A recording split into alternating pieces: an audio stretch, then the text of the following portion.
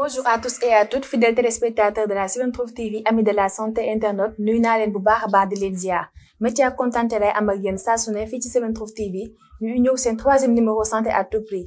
tey ñuy waxtaanee les maladies gynécologiques ñëw ba Kër Mbaye Fall seet si ki nga xamante ne mooy monsieur Boubacar Diabaté plus connu sous le nom de docteur Diabaté tey ñu waxtaan ak moom ak maladie gynécologique bala ma koy jox kàddu gi di ko seet si biir mu defal ñu benn démonstration bu am solo ci li nga xamante ni mooy les causes des maladies gynécologiques mu jóge aussi ci li nga xamante ni mooy serviette hygiénique yi wane démonstration bi wane ne serviette yi dafa nekk loo nga xamante ni mu luy indi ay maladies gynécologiques yu mel ne ay cancer gynécologique y a le cancer du col de l'utérus yu mel ne aussi les troubles de la menstruation da koy indi day indi aussi beaucoup de dysfonctionnement ci appareil génital féminin bala ma ci gën a xóotal dama koy wax ci kàddu gi mu gën ci indi éclaircissement maa nag sama afia ñëw ci leeral bu baax a baax. Téléspectateurs de la 7trouve TV comme ni ma leen ko waxee tout à l'heure tey ñëw fi nga xamante ne mooy Kër Mbaye Fall c'est docteur Diabaté di waxtaanee ci li nga xamante ni mooy les causes des maladies gynécologiques bala may commencer d'abord docteur maa ngi nuyu bu baax a baax nga wax sa parcours téléspectateur.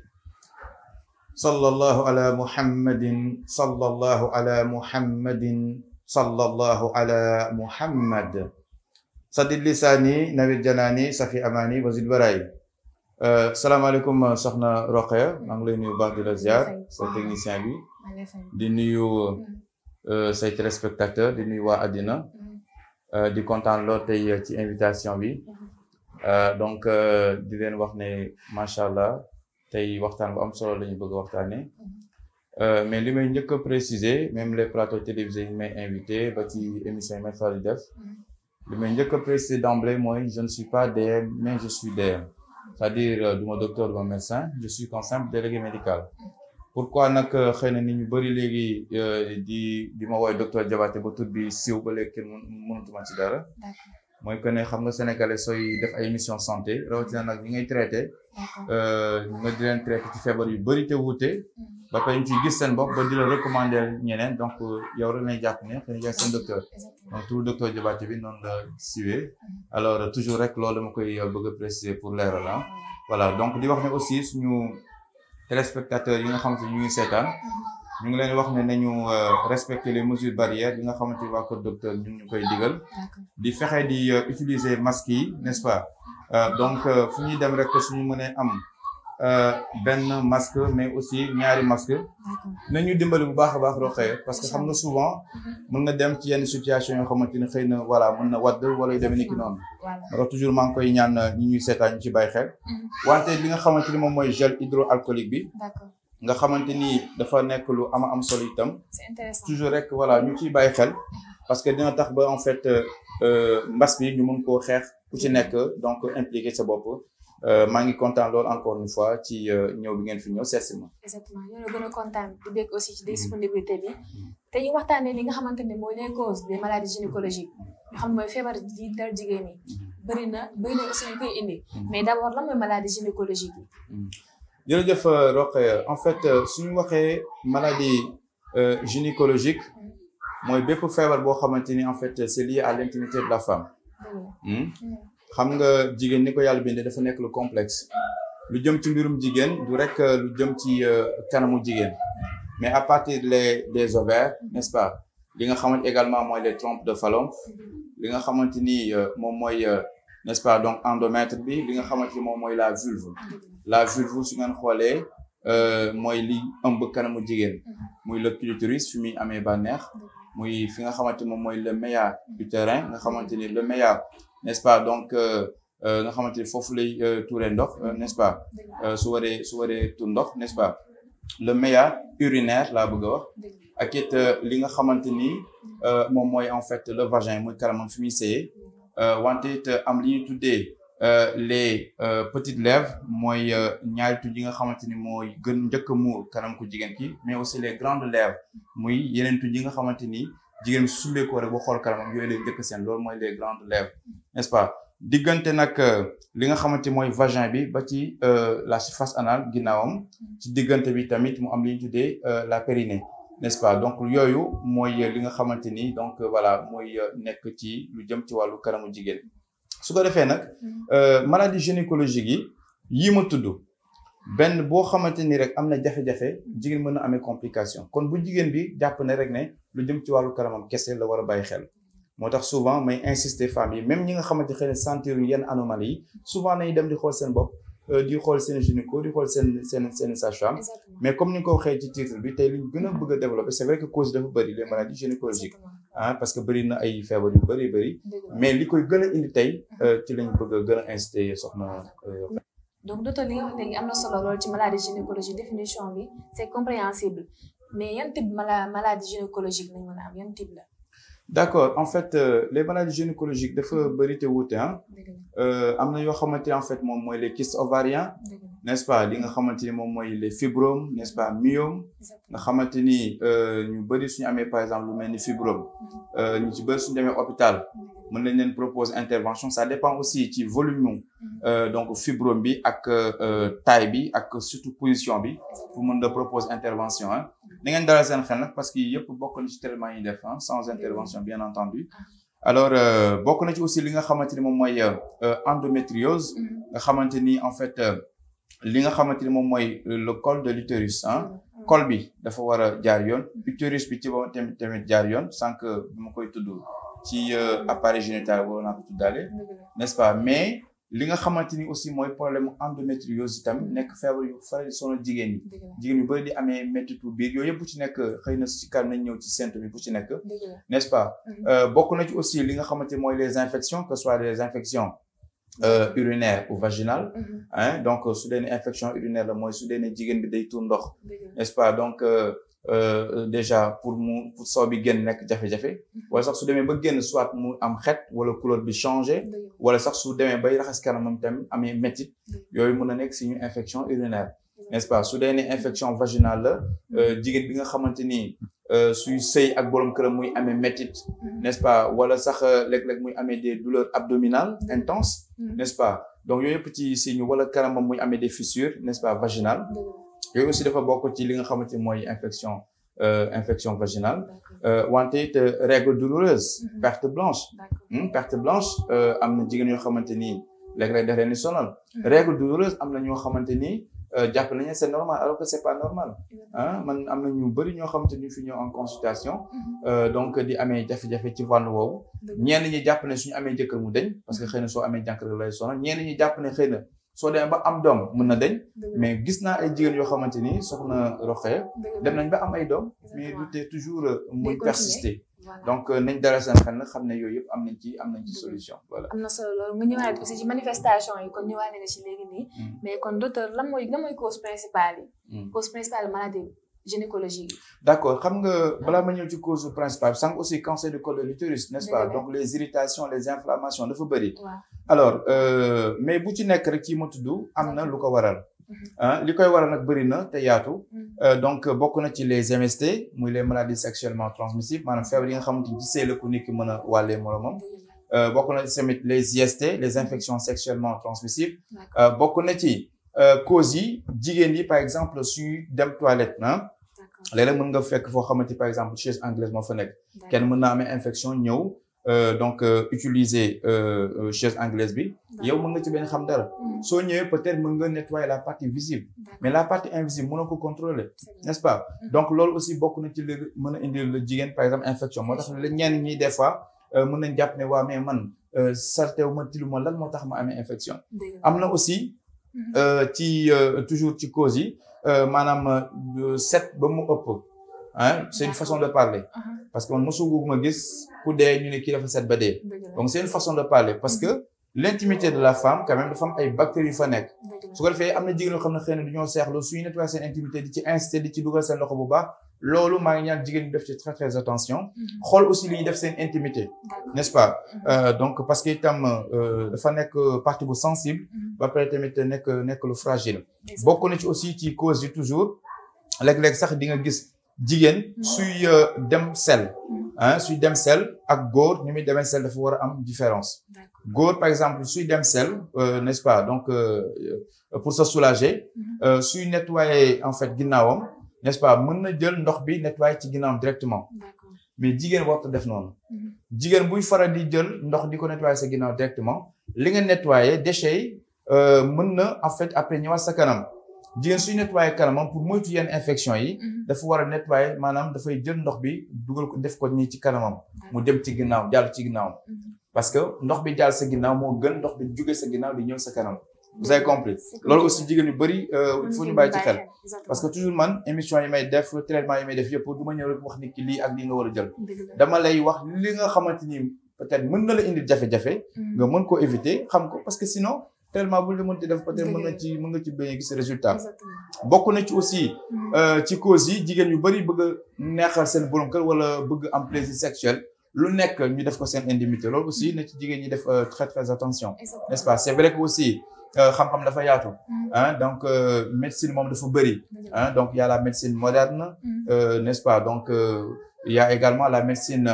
classique mooy bi ñu xam bi am hôpital il y a aussi la médecine moderne comme man bi may def mais avec des produits bio naturels nga xamante ni amul benn effet secondaire ba pare certifié looloo war a tey ku nekk États-Unis ku nekk ci région yi mu mën a toog fi defal le traitement à distance parce que li ma lay traité dama lay wax ne la lii la nga vérifier ko ba mu doy la avant que donc ñuy daal di def benn traitement beneen aspect bi aussi toujours ci wàllu cause yi nga xamante ni tey tudd nga ko mooy li nga xamante ni en fait mooy jafe-jafe yi nga xamante ni tamit jigéen ñu ngi koy am donc ci wàllu fibrome wàllu myome n'est-ce pas donc wàllu kyste ovarienne donc yooyu yëpp ay jafe-jafe la te yooyu yëpp ay cause la léegi nag cause bi koy gën a indi malheureusement soxna Rokhaya jigéen ñu bëri xamuñu ne ce sont les mauvaises serviettes hygiéniques ça fait quelques 6 mois de cela su ma juumul am na benn télé bu mag au niveau national bu ñu ma invité woon ku dugg sama chaîne YouTube dina ko gis maa ngi ci doon waxtaan lii feebar yi koy indi parce que jigéen ñu bëri xamuñu ne soxna Rokhaya les mauvaises serviettes hygiéniques yi ñuy utiliser ci seen intimité c'est très très dangereux pour leur santé intime léeg-léeg nag am na jigéen yoo xamante duñu naan la non man xam naa ne coton bi utilisé qualité la parce que ci grande surface laa koy jëndee wala pharmacie laa koy jëndee man su may traité jigéen ci wàllu gynécologie dama naan la indil ma bi nga xamante moom ngay utiliser na jógee Suisse na jógee États-Unis ak fu mu mënti doon ma wan la composition toxique et chimique li ñu ko defaree jigéen ñu bëri xamuñu ko tout à l'heure je pense que avant ñu démarrer émission bi am na benn expérience moo leen wan n'est-ce pas pour que au moins ngeen am idée dama bëgg man lépp lu may def rek quelle que soit la pathologie nit ki am ci donc voilà lu leer ñetti mbir soxna si lañ defaree les mauvaises serviettes hygiéniques fan yii dégg ngeen benn rumeur bu circuler information bu circuler di wax ci benn serviette hygiénique du ma tudd tur mais man je vais au-delà de cette serviette hygiénique là toute serviette hygiénique yow mi may déglu nga nekk jigéen ak foo mën nekk ci àddina bi su dee yaa ngi may déglu bépp serviette hygiénique boo xamante yaa ngi koy utiliser x du ma tudd tur